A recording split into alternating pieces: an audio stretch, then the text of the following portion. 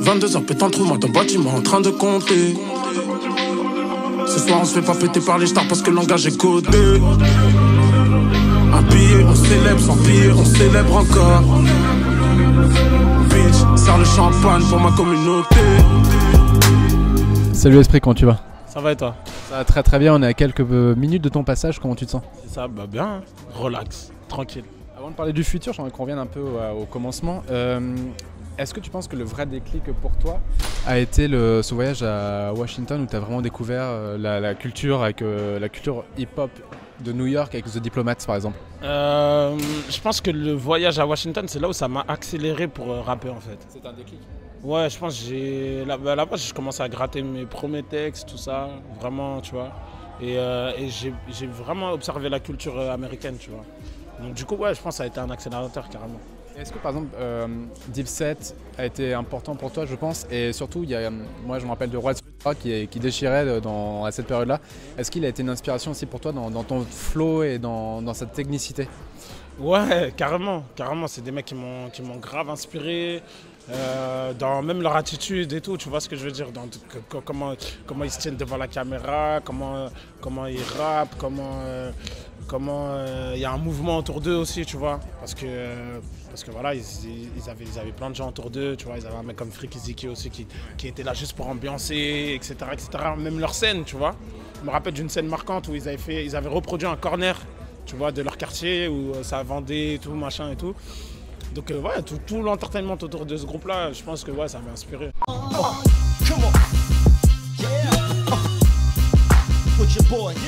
C'était Cameron qui mettait ça en place, je crois, l'entertainment du groupe. Ouais, Cameron, Jim Jones aussi au niveau de l'imagerie.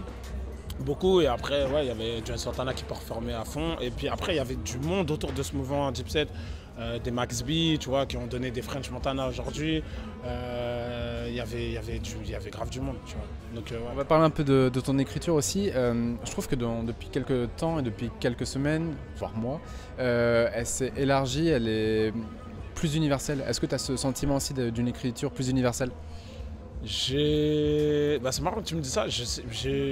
En fait, c'est pas forcément voulu. Elle est plus directe, j'ai l'impression. Plus directe? Ouais. Bah, c'est cool, tu vois. Parce que le but, c'est qu'un maximum de gens puissent accéder au son qu'on fait, tu vois. Donc si tu me dis que tu ressens ça plus universel, c'est cool. Parce que c'est le but que voilà, tu vois, exporter le plus possible la musique, le message aussi, tu vois, qu'il peut y avoir dans les thèmes, etc. etc. Donc ouais, après... J'essaye aussi de ramener un peu de chant maintenant, donc peut-être que ça passe mieux au niveau des oreilles des gens, peut-être que c'est beaucoup plus accessible. Salope même veut me faire du vaudou, elle veut du Versace, des parures au cou. Mais moi je m'en perds, je suis un squal en photo. Après notre passage, y'a plus personne autour. Check.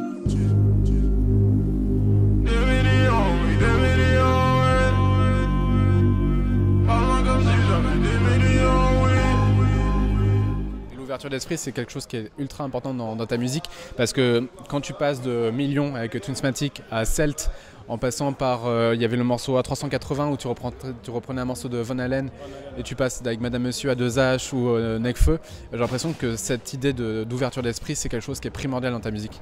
En fait, le truc c'est quoi? C'est que moi j'aime beaucoup de sortes de musique différentes. Du coup, quand il y a des artistes qui viennent d'horizons différents, moi ça me parle parce que je me dis, ben voilà, je vais sortir de par exemple l'influence que j'ai en ce moment. Tu vois, par exemple, il y a toujours des périodes où tu es plus axé sur un type de musique, etc. Et le fait de partager avec des collaborations diverses, bah, c'est cool parce que ça t'emmène dans d'autres sentiers. Tu prends aussi de l'expérience par rapport à l'ouverture justement musicale de ces personnes-là. Donc ouais, carrément, moi ça me parle tu vois, de collaborer avec les gens, tu vois. C'est quelque chose que tu vas essayer d'apporter sur l'album? Parce que je sais qu'il y a déjà Core qui est présent. Tu voulais travailler avec, on parlait de Brodinski à un moment, il y a Twinsmatic. C'est quelque chose que tu vas essayer d'apporter? Ouais, carrément.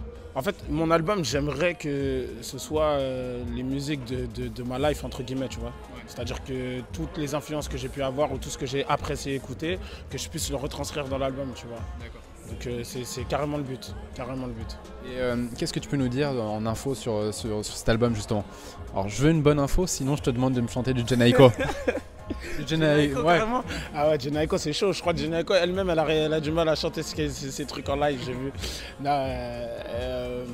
Info sur mon album, je pense qu'il y aura des gros bons featuring.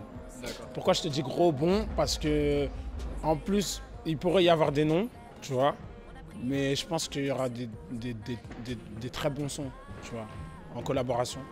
Et puis après voilà. Hein. T'es rendu où là? Tu l'as terminé ou t'es en... Non, je suis en pleine préparation. Je suis en plein dedans, après, il y a plein de choses qui se passent en ce moment.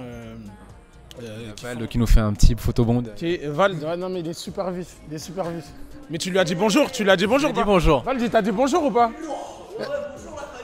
Il t'a dit bonjour, ok c'est bon. Parce que tu sais ce qui se passe quand tu dis pas bonjour. Je sais ce qui se passe. Ouais tu sais, on va pas dire mais tranquille. Il a pas dit bonjour. Du coup il s'est fait niquer sa mère. Et ouais non, il se passe plein de trucs. En ce moment je fais plein de trucs. Donc du coup en fait j'ai plein d'idées qui viennent. Donc ouais je pense que ça va être un bon projet. La base est remplie d'ennemis. Je disais non. J'ai grandi maintenant. Fais-moi confiance, j'ai pas peur. On t'a retrouvé aussi il y a quelques jours avec un certain Doc. Est-ce que c'était une inspiration? Parce que je sais que les X-Men étaient une vraie inspiration pour toi au tout début. Est-ce que Doc Gynéco a aussi été une inspiration dans ton parcours? Ouais, inconsciemment. En fait, tu vois, avant même de penser à faire de la musique ou quoi, ou qu'est-ce, c'est quelqu'un que j'écoutais étant petit. Donc forcément, je pense qu'aujourd'hui que je fais un peu de son, je pense que forcément, bah, c'est quelqu'un qui m'a inspiré, tu vois, vu que je l'écoutais. Et son album classique, archi classique, tu vois, archi classique, même au niveau de musicalité, justement, on parlait de l'éclectisme. Pour moi, c'est une marche à suivre, tu vois, parce que lui, justement, il a su faire le pont entre ceux qui écoutent que du hip-hop et ceux qui écoutent de la variété, tu vois. Donc il a su faire ce pont, l'album est super bien produit, même aujourd'hui, tu vois, il est intemporel. Donc ouais, carrément, c'est un exemple à suivre pour moi, musicalement parlant. Ouais. Deux dernières questions. Le premier EP s'appelait Listen to Kill, le deuxième était Un monde ne suffit pas. Dans Millions, il y a du GoldenEye dans la façon de faire. Tu as toujours de continuer sur ce délire-là de James Bond? Je pense que ouais, dans l'album, je ferai sûrement un son par rapport à cette référence-là. Mais après, je ne fais pas exprès. Hein. Par exemple, Millions, là maintenant que tu me dis, ouais, il y a une référence à 007, ouais, je vois dans le délire de Golden Gun, etc. Et tout. Mais ouais, je pense que je ferais peut-être un son pour rappeler ces deux EP. Mais après, voilà, tu vois, ça se fait au feeling. Tout se fait au feeling. Tu préfères un très mauvais James Bond avec Pierce Brosnan et Sophie Marceau ou un excellent Casino Royale avec Daniel Craig? T'as donné ton avis là. Non, franchement, vu qu'il y a Sophie Marceau dans le James Bond là dont tu parles, je crois que c'est Demain ne meurt jamais, je crois. Ouais, je crois que c'est ça. Si ma mémoire ne flanche pas, voilà, exactement, avec le pétrole. Non, Sophie Marceau, n'importe où elle passe, je valide complètement. Même si pour moi le meilleur c'était GoldenEye. Ouais, GoldenEye, après Vivre laisser mourir, pour moi c'est le meilleur des meilleurs. Tu vois. GoldenEye, après enchaînement sur N64 sur OFPS. T'as capté, N64, ça joue à 4 et tout, machin. Des fois on croisait d'autres agents, ils venaient des 4 coins du monde, des fois c'était un peu bizarre. Il y avait des soldats russes, des nains avec des hautes formes, des mecs chelous en chemise hawaïenne. On connaissait pas bien la procédure, alors on agissait à l'instinct.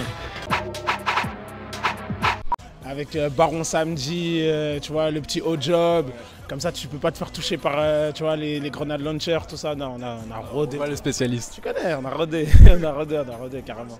Merci beaucoup en tout cas. Merci à toi, un plaisir.